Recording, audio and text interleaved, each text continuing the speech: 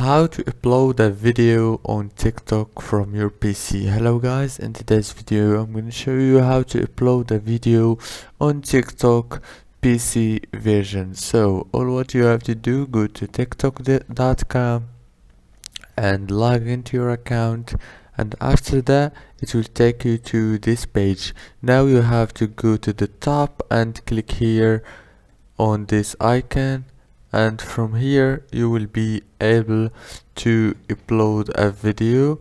Now just click here and upload any video from your desktop, and you need to choose the title right here and the description right here, and also choose the video if you want it private or public, and then click publish here down below.